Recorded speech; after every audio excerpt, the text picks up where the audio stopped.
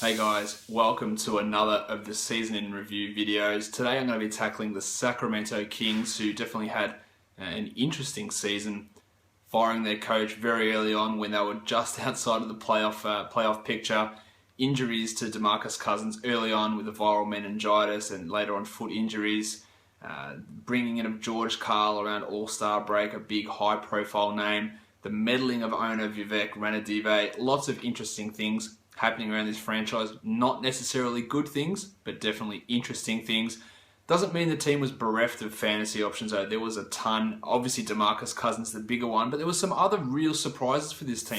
Darren Collison, a guy was brought in to replace Isaiah Thomas, who they let go in free agency. Well, actually, they did a sign and trade to send him to Phoenix. Nobody really expected much from Collison, but he turned in a great season. He was a top 40 guy per game. And I think next season we're going to expect more of the same, maybe even better, as he becomes more comfortable with George Karl, a more friendly offense, playing with DeMarcus Cousins, playing with Rudy Gay. I think we see big numbers again from Darren Collison. Ben McLemore, another surprising guy. The end of the season, he was a top 100 player. He was top 100 overall for the season, but that's because he played 82 games for the second time in his career. But on a per-game basis, the last month, he snuck inside the top 100 again. He got better in nearly every category in his second season versus his rookie season, and that's always a good sign. He heads into his third year next year. I think he is going to be a feature on most standard league teams next year and going to have significant dynasty league value, whereas Nick Stauskas, the guy that they drafted in the same position 1 year after McLemore, he didn't really excite anybody, and I can't see him getting much in this franchise at that position with McLemore there. Rudy Gay was fantastic. He was a top 25 guy for Roto Leagues. He's an awesome Roto player. He's a very good head-to-head player. He was superb again under George Karl towards the end of the season. He has sort of shred that anti-analytics theme that was with his game with the poor shooting. That's not the case anymore. He provides great numbers, good assist numbers, nice rebounds. He's a 1-1 threat all the time. So I really like Rudy Gay next year. But of course the big name with the Sacramento Kings is DeMarcus Cousins. He only played 59 games this season, but they were great. We saw what he was able to do at the start of the season when he led the Kings to almost a 500 record. Got that viral meningitis that took him out of action for a while. He came back, and down the stretch, he was a dominant fantasy player. He was the 6th ranked guy on a per-game basis. Heading into next year, though, I think we have to consider him potentially as top 5 player. In the last month of the season, he only played 8 games, but he was the #1 ranked player in head-to-head basketball.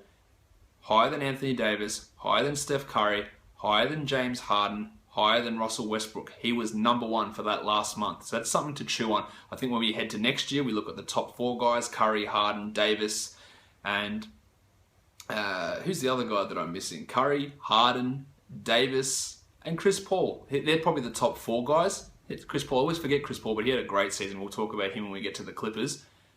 Then you got the next 4 guys, Westbrook, Durant, LeBron, and Boogie. You take Boogie at pick 5, I think it's a solid pick. You take him at pick 6, pick 7, pick 8, he has to go in that range. Even if you take him at pick 4, ahead of Chris Paul, I can get behind that because he showed signs of improving. Paul is steady, but don't think he's really going to improve much. Cousins can improve. That last month, he averaged almost 3 blocks, over 2 steals, 26 and 12, almost 5 assists a game. Just crazy, crazy good numbers. Now, we've heard of rumors of rifts with him in the franchise, talks of maybe him getting traded. I don't think any of that will come to fruition.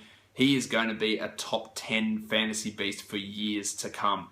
Make sure you guys are subscribing to this YouTube channel that I've just started. You know where the subscription button is. Follow me on all the social media sites, redrock_bball on Twitter and Instagram. There's a Facebook page as well. Let me know your thoughts on any of those in the comments below.